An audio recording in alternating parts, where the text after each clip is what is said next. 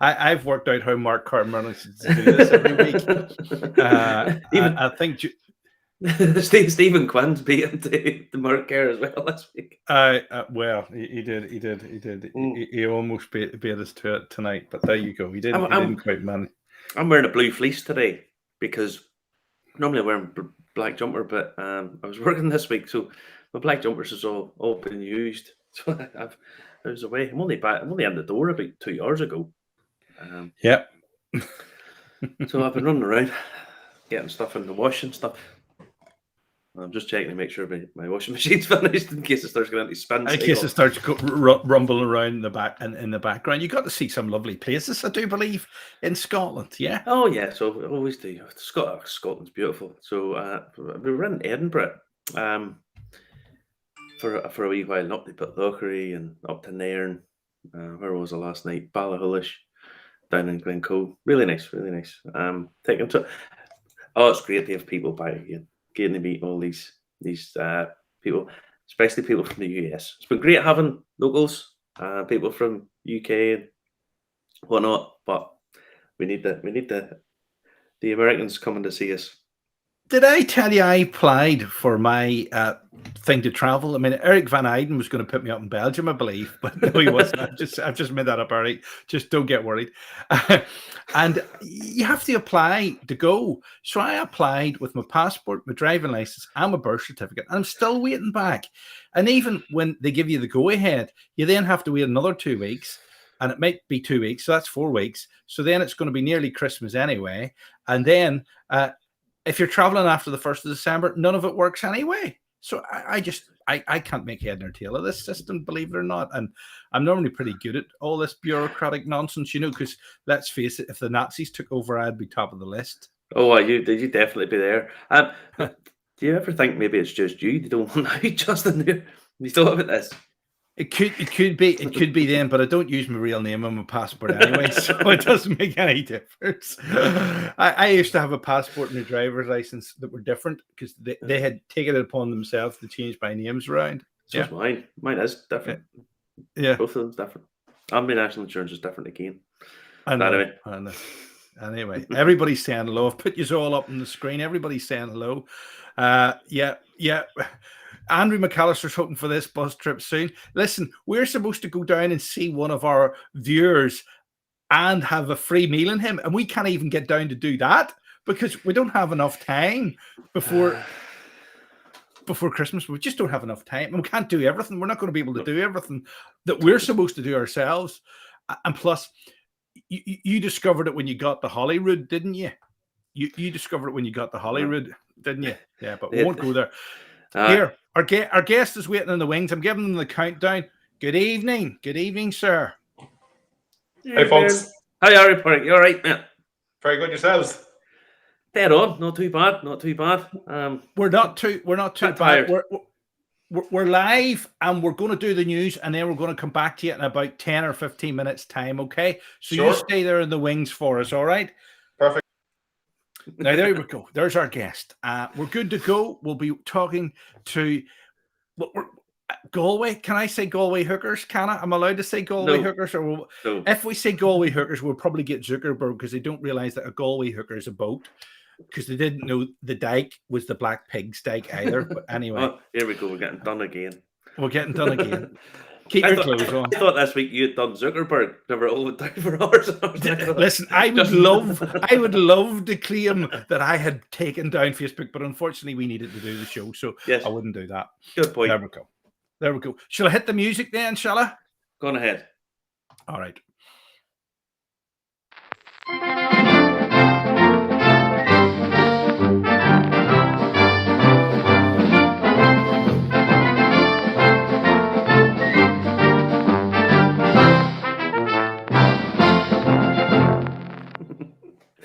The look on our guest's face is priceless, Marty, because he doesn't know what he's let himself into when he sees us going mad with that intro, but he knows what it's like. He knows what it's like. I can still see you, so don't be picking your nose or anything like that. There, I love his backdrop. What do you see his backdrop? But Marty, what's first tonight? Right. First up, big news this week is that the Irish Whiskey Association has finally, I don't mean that in a cheeky way, but finally submitted their proposals to change the technical file of pot still whiskey. So, it's to reflect the rich history and traditions and support sustainability. Now, at the minute, the technical file allows for 5% other grains, which was an arbitrary sort of thing. I'm not still not 100% sure where they come up with that. I think it was maybe under a little bit of pressure. It seems to be. I don't know, but historically there was much more grain. This was long overdue, but this was long overdue, Marty, wasn't it? Well, the one thing about it, it's been. Remember we were talking about Boan and their historic mash bill experiment. It just means that this will be proper pot still whiskey when it's released. So, in celebration of this, I'm going to have the Boan number 6, which, bear with me, is the history of wheat in Ireland. So it's 15% oat, 15% wheat, 30% malt, and 40% barley. So I'm going to have a little bit of that because it's chuffing lovely. And that's that. And when this is aged and aged to the required amount, that will then be a pot still whiskey. So excellent news. Now, another thing is they're looking the removal of the 30% minimum malted barley or maximum malted barley required in grain whiskey, which is always another sort of weird thing to have. I mean, that doesn't really reflect anything of any historical importance. So it's these have been submitted to the Irish Department of Agriculture, Food and Marine, the UK's Department of the Environment, Food and Rural Affairs, or DEFRA, as well as the geographical indication bodies. So yeah, so it just means that it's getting caught up with it's getting caught up with what was historical. I mean, it sounds a bit daft that they have to do this. But I thought you said sometimes these profiles held certain whiskey regions back because they had to stick to them and they weren't adaptable and they couldn't reinvent themselves and stuff like that. Well, no. Having a set of criteria that allows you to protect your geographical indication is a good thing. And certainly in terms of Scotch, for example, Scotch is always trying to make the sort of pinnacle of single malt and what they do. But if you are a new region, or if you are reflecting what is a historical product like Irish pot still whiskey, the protection needs to reflect what it actually was, not some new product. So, yeah, it's nice to see that there's some traction in this, some movement, and that it will be, hopefully, fingers crossed, implemented and upheld. Because pot still whiskey was traditionally what was in this Boan box. I have very little left of, if I'm totally honest, because some of this is amazing stuff. It really is. Beautiful box. Beautiful box. Oh, the whole thing's beautiful, but the actual spirit itself is just fabulous taste. But yeah, so it's nice to see finally getting movement on this and a bit of traction with it. So yeah, chin chin, best of luck. Hope it comes off. Yeah. Mark curses cheers, and he says he got his bottle of the Moffat Eagle malt and included an eagle pin and a bar of Moffat whiskey fudge. Hold on, get on to that, buddy. Where was my Moffat whiskey fudge? You didn't tell me there was fudge with it. If it's food, if it's sugar, just as on it. No, order a bottle of the Moffat Eagle stuff. Then you might get a bar of fudge. I can't order anything more because the postman, the DHL man, the FedEx man, they're beginning to wonder what I'm doing with all this whiskey. They think I'm an alcoholic. But like this, welcome to my world. I have so much of this stuff. Yeah. Now, we've got a very important comment in tonight because our guest has dropped out. What you don't realize is when you become a guest in the show, you can go into a green room. But what happens is whenever you appear on screen, all your mates then text you and email you. And what that does is if you're on your phone, then that blocks you out. So you have to put do not disturb on. But I've sent MICIL Distillery a little email to log back in again because we have lost them. But James and Moira Doherty are saying bizarre historical had less importance than traditional in the last 50 years, but hopefully the ministries will recognize the rightness of the changes. And righteousness is probably as well. Yeah, but I mean, it just seems as if the technical file had to be made up to get over the line, to get it as that a protection. But the fact that they're now able to reinvent it, if you like, or reflect what once was, is probably a better way of putting it. And yeah, it's nice to see a bit of traction in how it's moving forward, and hopefully then other people will be able to bring out more pot stills. I mean, I was talking to a lot of people all week about whiskey, and none of them, not one of them, had or understood what an Irish pot still whiskey is. Which is they'd heard of Irish whiskey, but they didn't know about pot still whiskey or anything to do with it. So hopefully, once the scope of it's widened, it can maybe appeal to a wider audience, or so on and so forth. Now, what's next then tonight? Well, this caught me the other day, and I thought this was it's a bit sneaky, but it's I don't blame them, if I'm totally honest. It's William Grant and Sons have moved into the private client business. They release old and rare stock to private clients. In some ways, because they now appreciate the fact that lots and lots of people are collecting whiskey, and that it's certainly in the secondary market, it's become a real thing. And they're going to sell privately to private clients. Wayne has been doing this for a long time. Well, Vic Cameron's watching from Scotland tonight. He's saying he loves the Dingle pot still. But what do you think he makes of William Grant and Sons selling direct then? Well, it's selling to private clients these old and rare stock. Again, when you see it, what's happening on the secondary markets, why wouldn't a company want to cash in on that on some level, or at least take advantage of the old and rare stocks? I mean, to me, it was an obvious thing. And as it goes forward, more and more people will be doing this. Now, it says, on the report, it said that it's still early days for private whiskey compared to wine, and we don't want to grow too fast too quickly. But there's already interest from China, Singapore, Hong Kong, and Southeast Asia. So there, yeah. So Robert Gustafsson saying, I think it's pronounced MICIL and not MICIL. So I'm going to call it Will I Am Grant and Sons. All right, there you go. But he's laughing.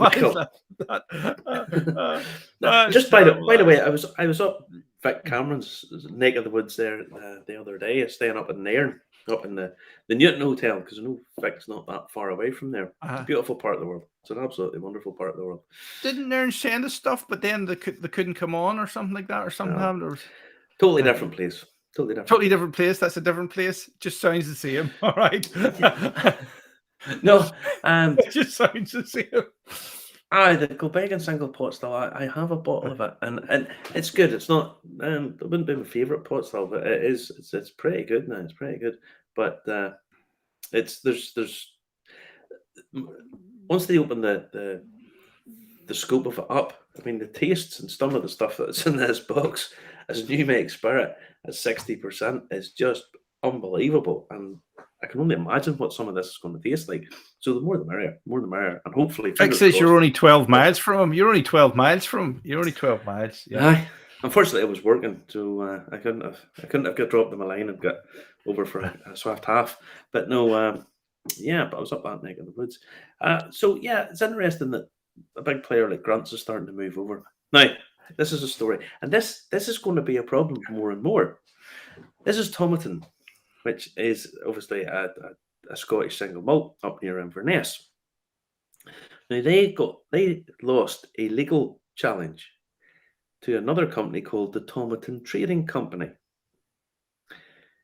The distillery was arguing that the developer was cashing in on their name and taking advantage of its reputation.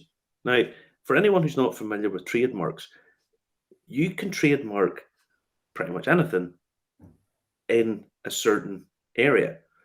So if I trademark Macaulay's whiskey, I don't own then the trademark for any other thing other than the spirits and food stuff, if you like. Section, there's very select sections. So if someone sets up Macaulay developers, I can't do anything about this. Now the thing is, Tomatin has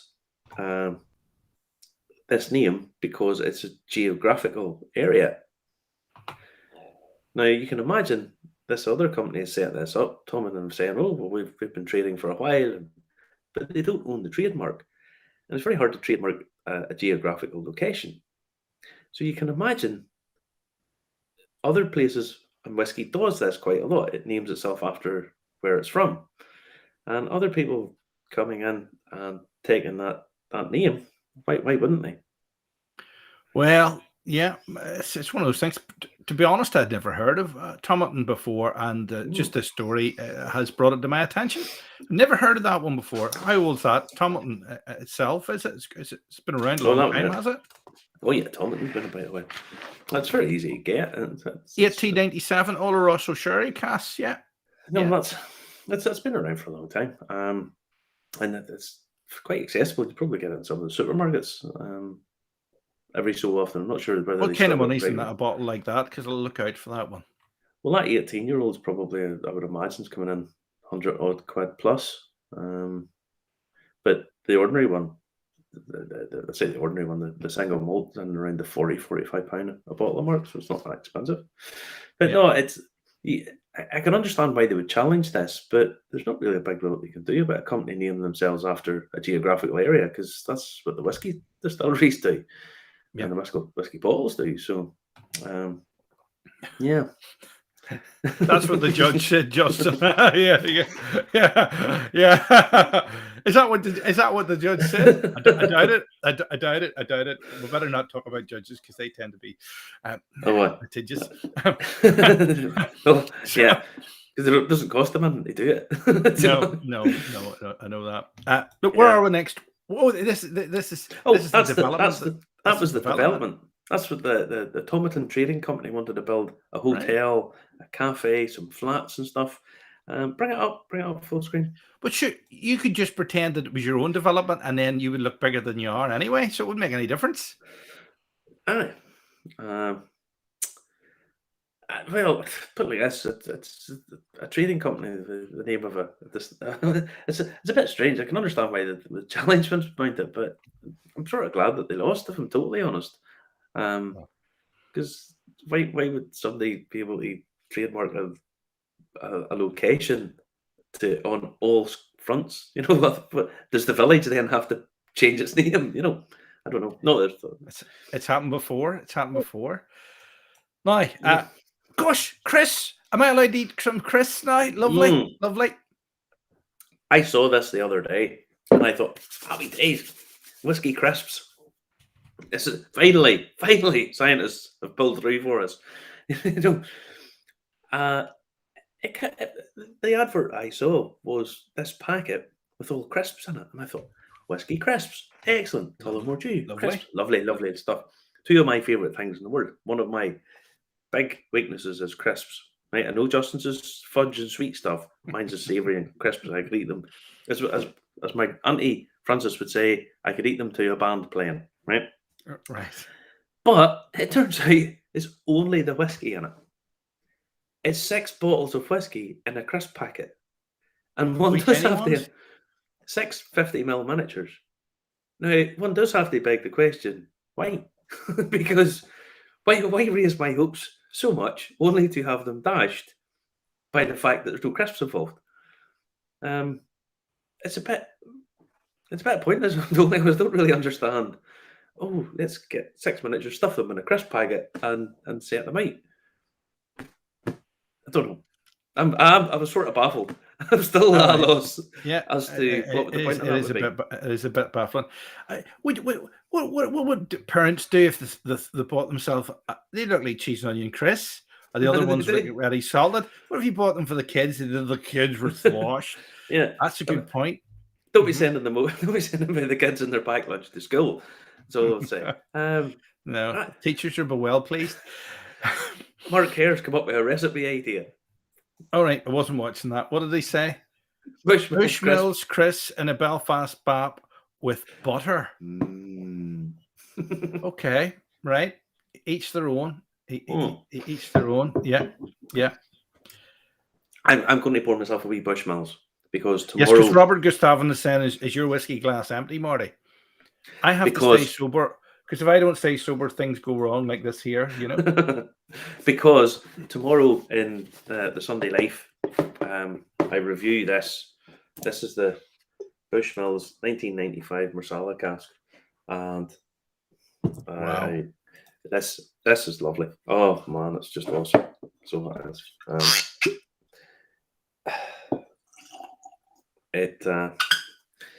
I shouldn't really be pouring this while I'm going to have a chat and so on.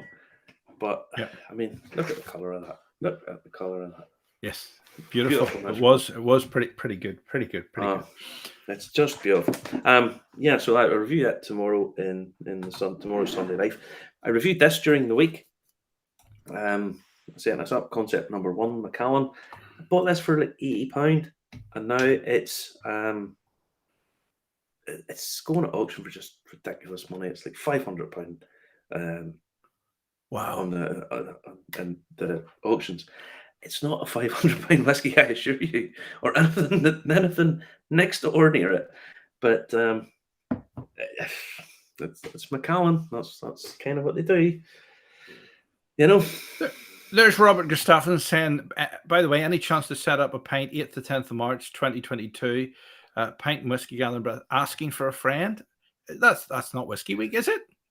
No. I think Robert's wanting to come over and meet us all and go for a wee drinky. Mark Kerr saying he's game. There he is. He's saying he's game.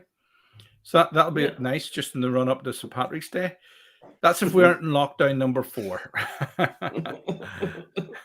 Don't say it, please. And I'm comparing the running man. Hopefully we will. Hopefully we will. Listen, our guest is laughing at the jokes. Is it time for the guest? Can I hit the guest yet? No? Bring him on. Don't be hitting him. Bring him on. Here he is. He's getting the countdown. Here he comes. Good evening. Pádraic, how are you, buddy? Can't hear you. He can't. Oh, no. You can't hear me? There you go. You can. Oh, you can hear me now. Excellent. Justin's messing about, doing something as always. You kind of worried me for a second because, obviously earlier the connection dropped and I was like, oh no, is this just going to be a disaster? So thankfully not. Thankfully not. Are you in the Lebanon tonight or something like that? Are you in the Lebanon and the electric went off or something like that there? No? No, I'm in the next best place, which is our distillery. So I was working late and I'm actually in the cask presentation room, so I'm in good company here. So wait to see, I'll just show you here what's beside me. No shortage of. I'll put your full screen. Move that round so as we can see that. Look at that there. Look at that there. Pretty nice, isn't it? Lovely. Yeah, that is pretty good. That's pretty impressive. Now, you come from a very long line of, we'll say, spirits makers. That'd be a good way of putting it. Because not necessarily whiskey. Well, let me, sorry, I'm not interrupting, I hope, but I'll just interject there with a small kind of point maybe to clarify it. Of course, people probably know us originally as being poteen distillers, but one thing I suppose I'd like to, I think, articulate at least or try is that poteen and whiskey originally were the same spirit. Now, when you go to the Gaeltacht, right, you go to Connemara, you go to other Gaeltachts in the country, the Irish-speaking areas, they still refer to poteen as fushke. So my brother, the head distiller, he'd be reluctant, actually, to be honest, in the office to refer to our poteen as poteen. He would say, "What do you mean? That's fushke. Stop calling it poteen. I know it's officially that." But anyway, of course, fushke was later anglicized. It became whiskey. So I suppose from that backdrop, that's, I guess, our lead into the world of whiskey. Shared mash bills, of course, poteen is typically unaged, or if you want to use the term fushke, but small casks, shared mash bills, there's a huge amount in common. But anyway, sorry, I hope I didn't interrupt there, but I just wanted to clarify that piece in case people are interested in it. No, well, you come from a long line of fishke makers. Correct, we do. So my brother and I, we learned from our late grandfather, and obviously the tradition is carried on right down through the generations. MICIL, the brand is named after MICIL, and that was our great grandfather's first name. So there's an unbroken family tradition there, and I would think we actually may have the longest uninterrupted family heritage today in Irish distilling. It's 170 years, according to your website. Yeah, over 170 years and 6 generations now. Mind you, we are the first legal distilling generation. So no need to get technical. No need to get technical. But guys, I mean, you are technical already. You were talking about mash bills. It's the most technical thing in the world. Yeah, it's certainly, it's nice to see this movement happening where it actually becomes more authentic. It becomes more historic, authentic, real, whatever way you want to put it. Yes. It's amazing though when you look at the the historical mash bills, and I thought that was the wall. They are on the wall actually as it goes. There's the 3 different mash bills, but it is amazing how close in relationship the fushke mash bills and the whiskey mash bills were. Of course, yeah. Again, I mean, essentially they were the same, and of course, cask aging later changed all of that, and tax laws and everything like that. So. I don't know, is it Justin or Marty there? You have something to talk about there. No, the mash bills. We like it when the guests ramble on. We love it because then you'll give away trade secrets. You'll give away trade secrets. Then that's what we want. Now, you're welcome to trade secrets. Now, we'll take it step by step. You guys decided you were going to build your distillery, yes. and you started. What did you start making? Obviously, there's the big gin rush. So how did you go from the concept to actually building your distillery, and then what were you going to make? So the original concept was, the thing was always the tradition, always in the family. I always had a great love or grá for it. Had a very close relationship with our grandfather, and the thing actually that inspired me was the tequila story originally and how misunderstood it was. And I thought, poteen is equally misunderstood. Yeah. And I thought it'd be just wonderful, to actually tell the real story. And that was the, if you like, the craziness of the idea, but something, whatever it was, call it gut feel, call it, I don't know if I should use the term like, what's the word I'm looking for? Vocation. I don't know, something of that sort. Just call it gut feel. Just said, look, you know what? This is something. Destiny. Yes, we just want to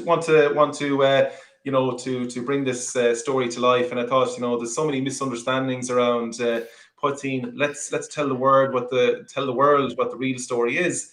Yeah. So I said about bringing the family recipe into reality. Met a lot of challenges along the way in terms of trying to find a place where we could distill. Tried it in Connemara, didn't work for planning reasons, and then spoke to a number of the breweries in the city. Galway Bay Brewery happened to be one of them. And their brewery was sort of winding down in the Oslo, which is where we are, and they were, expanding their other facility, and they've since expanded to another bigger facility. But when I mentioned the story to them and the idea and everything that I had, they were completely bought in, I suppose, from day one. And that sort of, they basically said, look, go and have a look at the premises, see if it suits you. And we had a look, and it suited because it was already a brewery. So it was a matter of getting a still in and starting production. So that started in 2016. And my business partner Ross joined us then in 2017, and Niall Walsh then formerly from Galway Bay Brewery, he actually sold out of Galway Bay back in 2016, 2017 himself. And he always wanted to help out, so he did help out as a non-executive director. So he's got obviously a lot of route to market connections there from being in the beer business. And of course, my brother has been with me from the start as well. He's the head distiller, so we would have been working alongside. He's completely in control, I suppose, now of the production. I do other things. So some people are like, "What are you even doing?" But I do stuff. I do things that I hope that are productive. But the gin thing, in terms of how did we get into gin, or why did we get into gin? So our poteen actually contains a local wild flower. It's called bog bean. And actually, it's related to aquavitae, and the original, our earliest written record is the Red Book of Ossory, and of course it mentions the making of aquavitae, which was translated, of course, into Ishkabaha, and it does mention that local botanical, that bog bean. So we've been using that ever since. But that was the thing that inspired us in terms of gin. Now, like when MICIL poteen came to market, the gin craze was, it was on fire. So it would have been much easier, I think, had we started with that category. However, that wasn't the thing that inspired us, I suppose, to get going. So, we stuck to tradition, stuck to what we knew. And then I suppose because we were distilling with botanicals, we decided, you know what? There's wonderful wildflowers and herbs around us in Connemara. We should make a gin that encapsulates that. And that's how we created MICIL Irish Gin. And people may have seen we launched a new gin varietal this week, and it's our spiced orange gin. So it's only for sale in the UK at the moment with Craft Gin Club there. So that was a pretty big deal for us. It took us ages to produce all of that, 110,000 bottles. That's what I was going to say. It wasn't a small amount. With the best will in the world, MICIL's not massive. You're a craft. Craft is basically another word for fairly small. Outfit and 110,000 bottles. Yeah. Well, we were shut down doing anything else apart from the gin for a number of months. So there were double shifts for the guts of 3 months basically. So my brother was there, Pablo was there, his assistant, who's gone back now studying further, but he's a new assistant with him now, a lovely fellow called Sean. But so it was a testing time. Things went wrong, with the equipment and everything along the way. But anyway, we managed to fix things and get it going. Pumps and stuff. People don't realize the realities of this. You can get a pump gone, and it can disrupt the whole thing on you. So, well, put it like this. I mean, to go from a fairly limited amount, I assume you're not selling hundreds of thousands of anything else. I would assume this was a huge. That is the single biggest sale we've had to date. I saw this earlier on in the week, and I thought to myself, "Wow, that it's a bit of a game changer for you, to be honest." It really is. I think it sort of challenged us to sort of think, how do we actually plan this into our schedule? Because we did have to stop everything else, and how do we make sure we have enough stock of other things while we're making it? And so that was a bit of planning. So again, you're learning all the time. We've never taken on any outside investment, and I think the thing we hope that will stand to us is that. Because we've learned the hard way. I mean, we're well over 4 years in now at this stage. 5 years for me, about 4 years there for Ross and Jimmy, and it's a long old road. When you look back, you just think of all the learning. So it's like learning a trade. I think you have to put in the graft to make the mistakes, to learn from them, and become sharper. So we think we're better as a result. And we're humble, I suppose, that we've learned a great deal in the process. But then, we always intended making whiskey. We just had to focus on getting the initial products right. And once we had got consumer acceptance, and again, we don't have broad distribution, but again, we're slowly but surely learning. We knew then the time was right to start laying down our own whiskey in-house. So we started doing that late last year.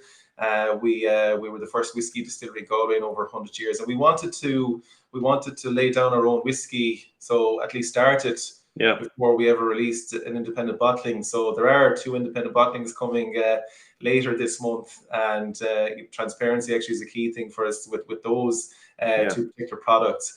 But so we started laying down the casks there late last year, and then just recently, then we obviously announced our cask, ownership program offering, and that's gone live. And touch wood, pardon the pun, it is going pretty well so far. We're delighted with the support. So to those who've already supported us on the journey, thank you very much. We're incredibly grateful. And so I suppose the purpose of the cask offering, it's not an investment as in the traditional sense. We're not saying you're going to make money on this. It is to do something interesting. It's to get a piece of whiskey history. It's to support us in our journey in terms of building our brand and building our new facility.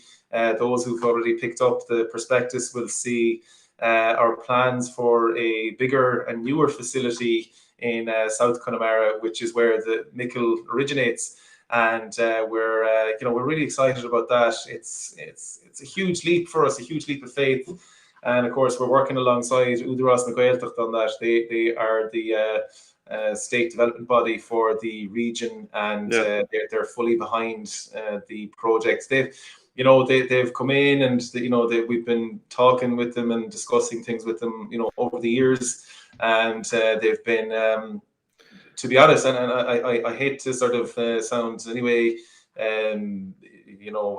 overconfident or arrogant, but they just couldn't believe how much we had done with how little resources we had. But I'd really like to think that we are resourceful, that we're able to do a lot with very little, and we want to continue that resourcefulness as we go on. Well, I think whenever you're making an order of 110,000 bottles with very limited resources, I think people should be impressed, and 2, you should be proud of yourself, because that's a huge achievement.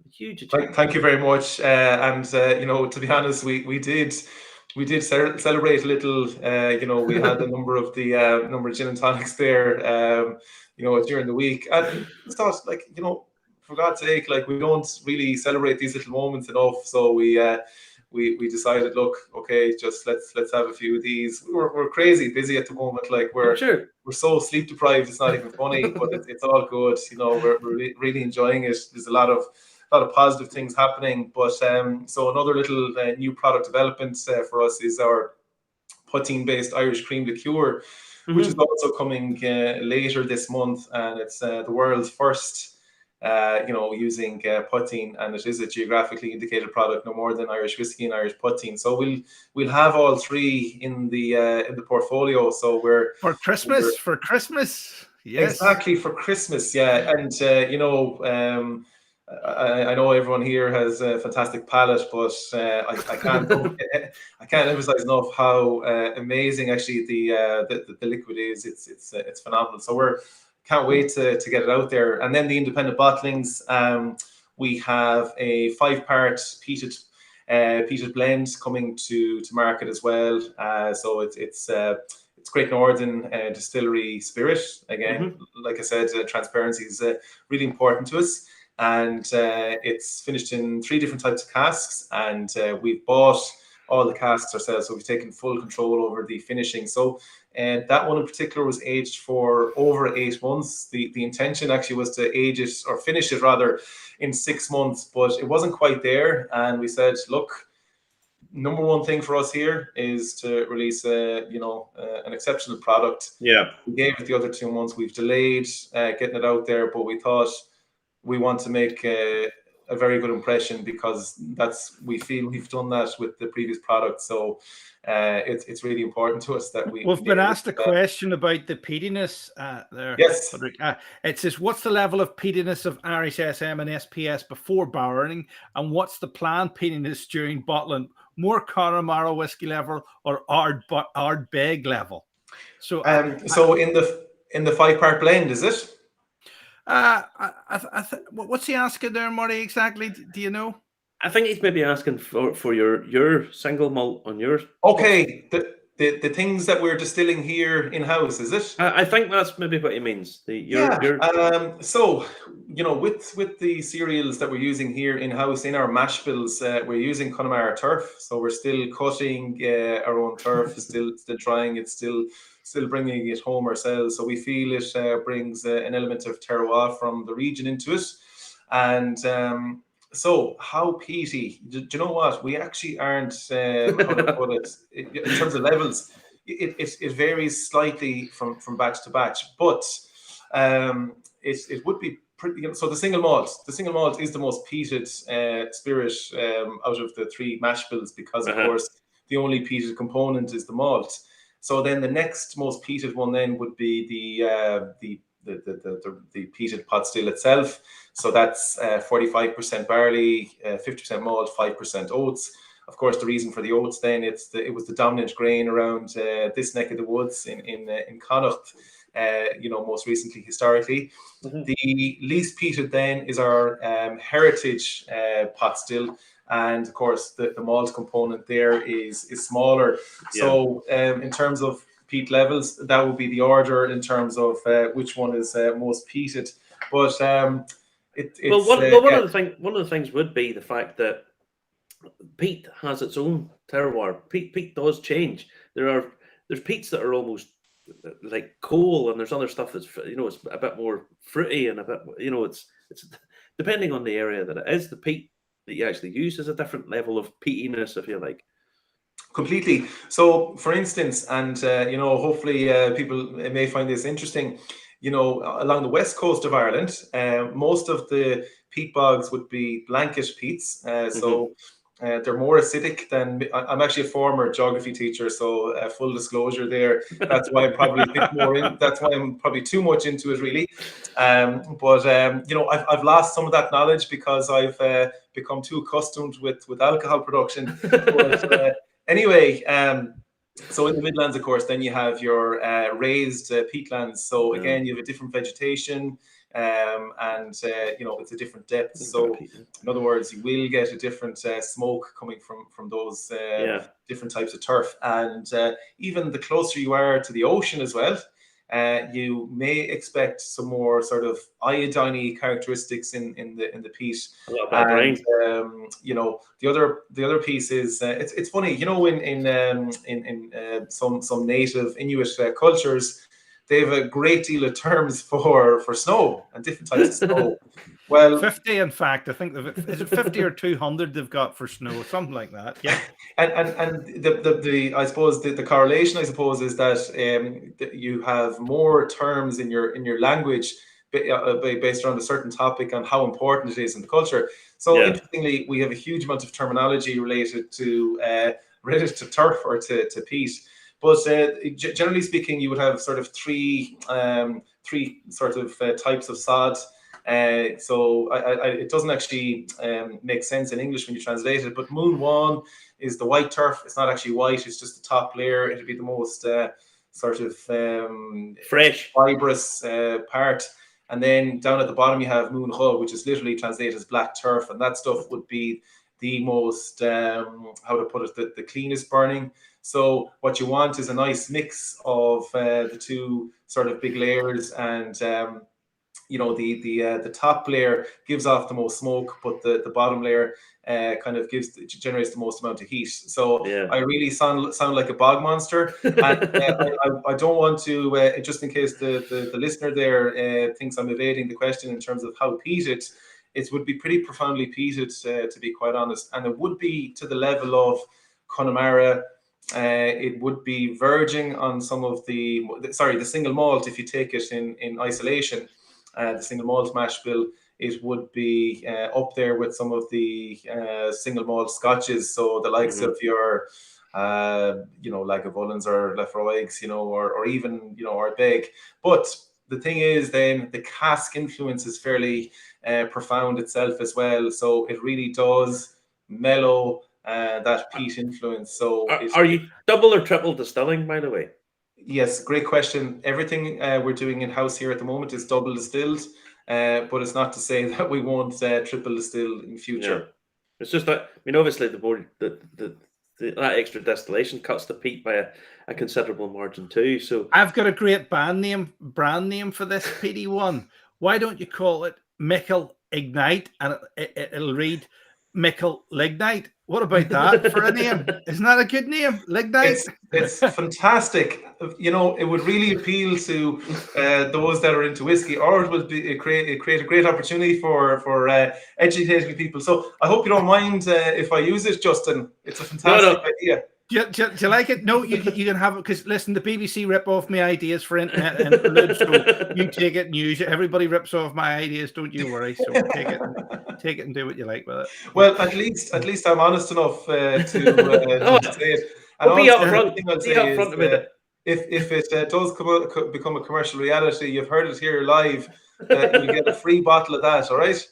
Could I do like the adverts, you know, like your man that was from what was his name from Caddyshack that did the Lost in Translation, Bill Murray? Can I do the advert? and you can dub me into Irish for the advert as well too on TG Cacker, and that'll be brilliant. Yes, you're on. Now, you guys are down in a Gaeltacht region, aren't you?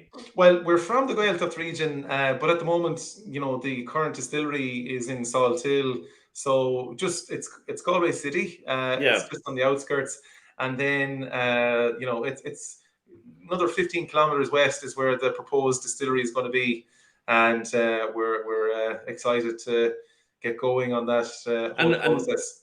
Will you be using the distillery and some of the products to promote the Irish language? Is that because I can see how that would really work really quite well down in your neck of the woods? To be honest, it's we are champions of the language, and we are champions of distilling in the sense that we champion them. So we're very proud of them, and the two things together, they're not you know, to be taken separately, but so we speak Irish here as the first language in the distillery, so there's no incentive for us to do it as such here. But you know, it's really interesting when you have conversations with people who may not be in touch with the language or with the Gaeltacht as such, and they're very surprised sometimes that it's actually your first language. They say, and what do you speak when you go home? And we're like, well, we speak Irish as well, and it's the most natural thing in the world because it is our native tongue. But so it's not, we don't try as such. We probably have to think about it when we're going to, you know, when there's other people obviously visiting, or, you know, who are working here, where you have to, of course, you know, use English. So anyway, there's a very natural transition that happens there. But certainly in terms of the new distillery as well, it'll continue to be a huge part of our identity and what we're doing. But the other piece there is just so people know, the intention is as well that once these 240 50-litre casks, once they're distilled and laid down, and by the way, they're all being aged here in Galway, so we don't have enough room to store the entirety of them in the distillery. We have a bonded warehouse facility here in Galway City, and we're going to, you know, we're storing the surplus there. But once those casks are done, there won't be any more whiskey production here once the new facility starts. So it's exceptionally limited, and you know, it equates to 60 200-litre casks. You know, when you do the maths on it, you know. Yeah. Are you going to keep your existing facility? Are you going to keep it as a touristy place in Salthill itself? Yes. And have the visitor centre separate, or another visitor centre at the other location as well? So we're going to keep this place. It is our, how to put it, it's where it all started. I think, you know, ideologically, like, it would be a real shame if we didn't keep that whole story going and keeping distilling going here. So we'll probably continue making poteen and gin here, and then in the new facility, it'll be predominantly whiskey production. And but both places will have visitor centres. I can assure you, we love visitors. We're not too bad at them either. We're currently #1 food and drink experience in Galway according to TripAdvisor. That's not according to us, just in case anyone's wondering. Right? Good job. Now, the poteen, your brand, the poteen, is out and about. Has been for what, 4 years now? So MICIL Putting came out originally in 2016. So the first batch went to market in May 2016. We also have our heritage putting. The first one is unpeated. It's 100% Irish malted barley plus the bog bean botanical. The heritage putting then came out in 2018, and that's 80% barley, 20% oats. The two cereals are actually malted, and both are peated. And again, it's the same guys that are doing the Irish craft malts. They're the same guys that are doing the malting for us for all the whiskey malt as well. So we send them the turf, they do the malting and the peating at the same time. Good. I've said this many times on this show that I think poaching has so much potential. So much potential. One, it's got the sort of craft and heritage to it. It's bags of flavour, and also it's really starting from nowhere as such, and it's a lot cheaper than whiskey. I mean, it's just a lot cheaper, which is going to have a certain cachet and appeal to foreign export markets. I mean, I can just see it just catching on somewhere, and it could be somewhere totally arbitrary. Taiwan could just take. Oh, I love it. We just fall in love. Do you know what I mean? I can see that happening somewhere. Yeah, we're certainly, again, we love the category. It's our native spirit. We see it happening.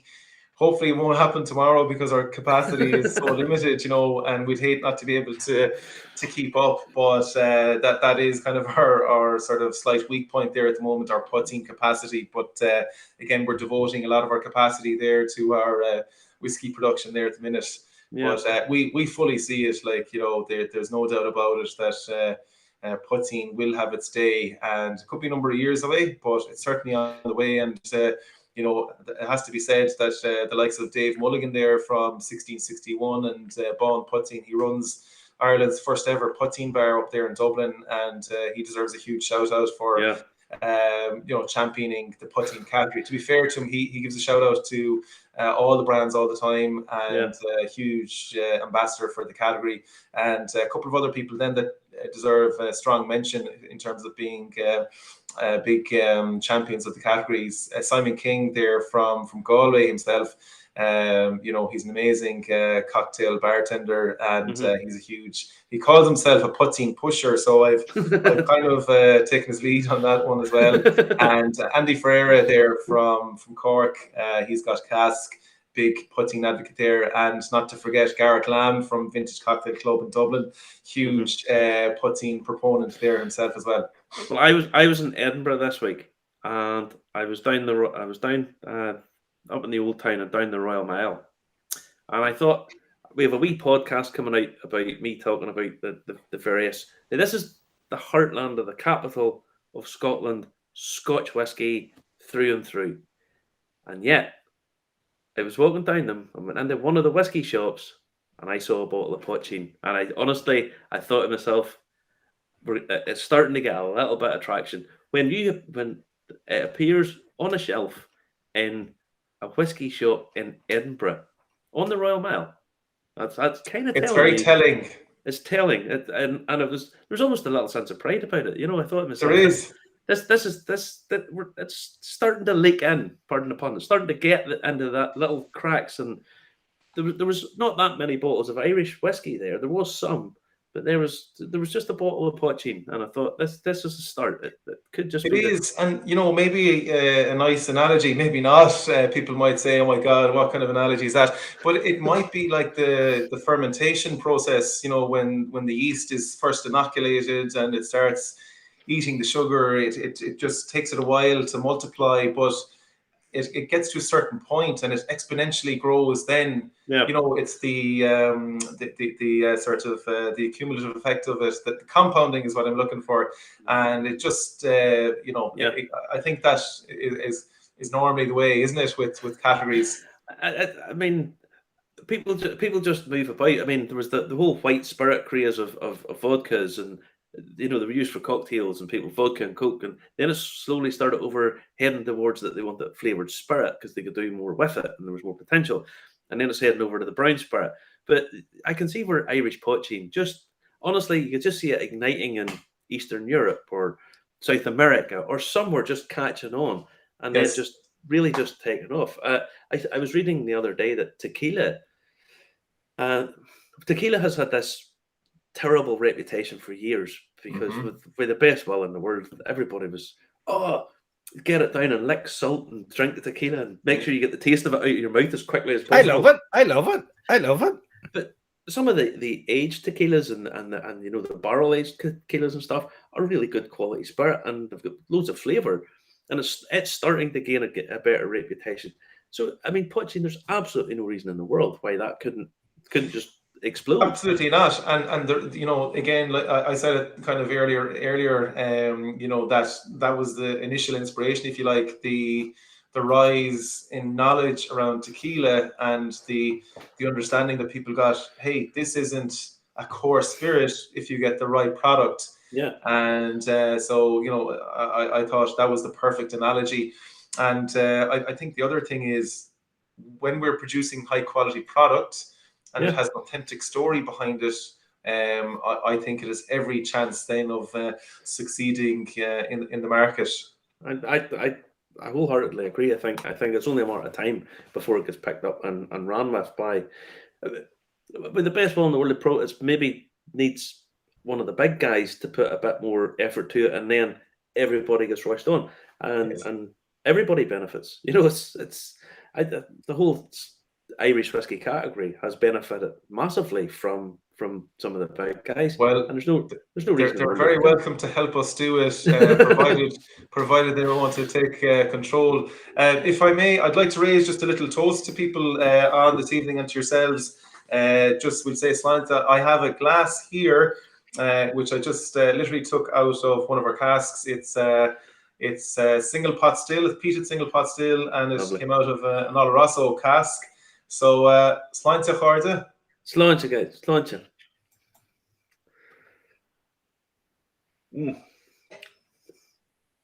I'll say that Bushmills. I'm on the water tonight. Sorry, folks, but I'm on the water tonight. I've been working all week, and I'm a little bit tired, so I'll not be staying up too late tonight. I'll be going to my bed, but yeah, I'm getting too old. I'm just getting too old. I think that's the problem. Would you believe, right?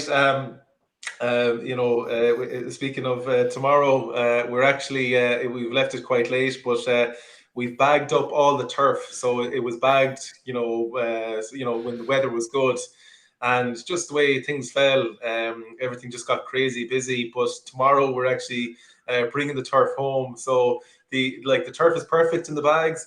But I just hope that the path will be fine. A friend of mine, he's driving his tractor, and he said, "Can we do it at 11?" I said, "No, come on, do it at 10."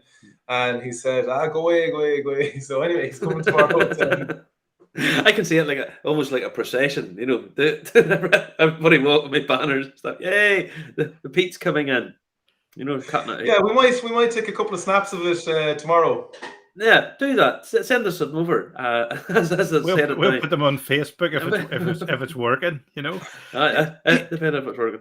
Do you actually have your own plot where you dig your own turf, or do you get it from? Oh, you have your very good. Yeah, we do. We have a number of spots, but it's only the one spot really that we cut most years, and that's where the family have been cutting for a number of generations there. So and by the way, anybody who's environmentally minded, I know there's people give on about peat and so on. The amount of peat that it takes to peat a bit of barley is minuscule. I mean, it's tiny in comparison to commercial it is uses. completely. Look, let me just we're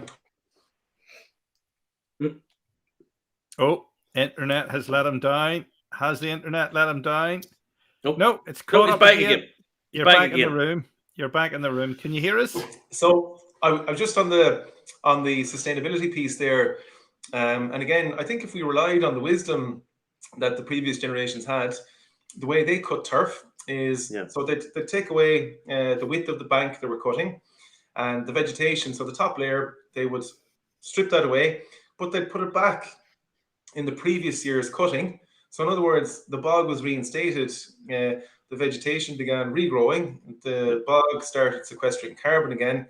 So the impact is very minimal. The ecosystem continues the way it was, provided you do it in a sort of sensitive way.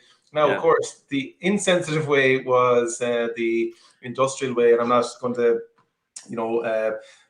tar anyone with a bad brush, but stripping away the, hundreds and hundreds and thousands of hectares of the top layer vegetation, it doesn't get an opportunity to regrow. No, the ecosystem is disrupted. But anyway, that's it's a semi-state body that does that, not individual brothers. Yes, the small guys, the amount of peat. There's enough peat in Ireland to peat all the whiskey and all the peat in the world for 1 million years. I mean, there's an unbelievable amount of it. So it's perfectly environmentally friendly on a small scale. The cask purchasing, you have that's still open and ongoing.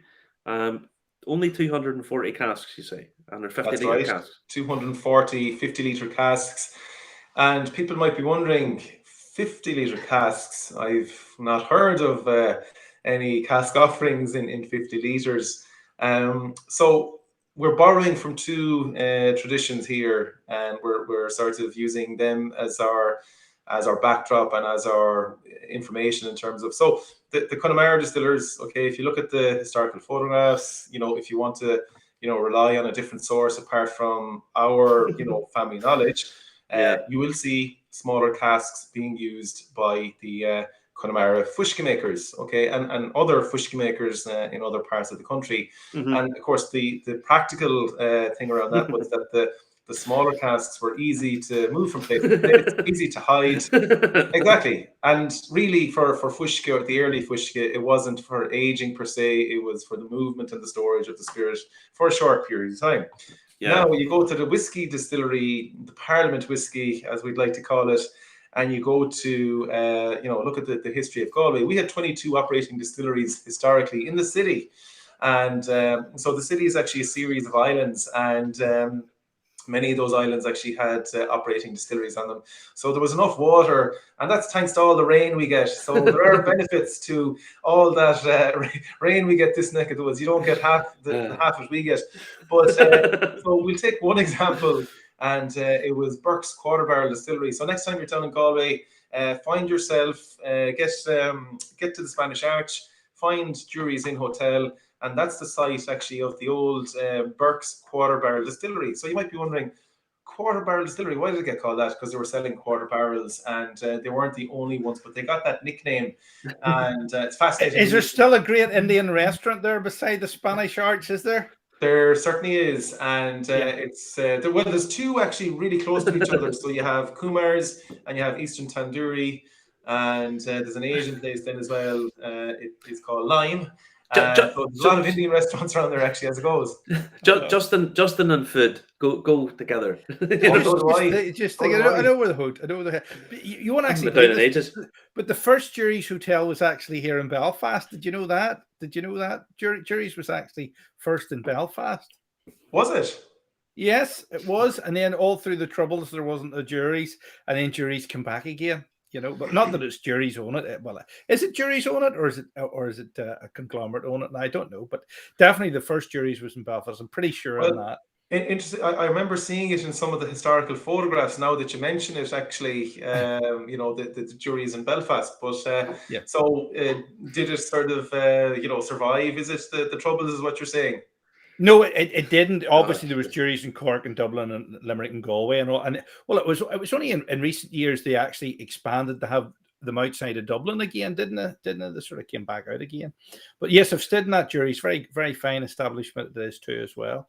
It's funny you're saying about rain. I was coming from Scotland today on the ferry, and in Scotland it was bucketing down, and I had guests. I had 23 guests from the States, and we were coming across, and I promised them, once you come to Ireland, the sun will be shining. I thought kind of what sailing into Belfast, sun shining, beautiful. I said, I told you, you come to Ireland, the sun shines. You're lucky. Oh, pure guesswork. But sure, It's no wonder, people drank so much around those areas with all the rain. In all honesty, if there's nothing else to do, you need somebody to warm me up a bit. There's a couple of places it was pretty cold. I was in Glencoe this morning, and it wasn't particularly cold, to be fair, but it was absolutely bucketing down. So I had to say that it was atmospheric. So basically, that's all you can say. It's raining heavy in the mists. It's atmospheric. But no, so the gin's out now with the gin club. You have your gins, your poachings, your whiskies coming. So as you've said, it's a sourced spirit, but you're going to age it, and then we can look forward to your own gin and your own whiskey, single malt pot still and heritage pot still coming very shortly. Hello, time frame. Everything, I suppose, really that pretty much most of what we're laying down for the moment is for the cask ownership offering, and so what we're suggesting is approximately 4 years. So because the casks are smaller, there's going to be a quicker interaction between the wood. There's going to be more profound, if you want to call it, cask influence. And so we're fully expecting that whiskey to be pretty much ready for bottling, whether it's at cask strength or at a lower percentage at 4 years old. But we are here to advise, and we also have Mark McLaughlin here with us as well, who's our in-house whiskey expert. So he's guiding people along in terms of choosing what's the best mash bill for them, what's the best cask. So again, it's really customizable that you can choose 3 mash bills and 5 different types of casks. So and one thing I think that's interesting, is the fact that Irish whiskey allows the use of other woods that aren't oak. So one of the wood varieties actually in the cask scheme, there's only one wood that isn't oak, and it's chestnut. So there's a virgin chestnut cask option, and it is bold in terms of flavors. It's really great. Good, guys. Pádraic, honestly, I think what you're doing is fantastic, and I was really pleased when I read that this week about the big gin order. Thank you very much. Well, it's a team effort, in fairness.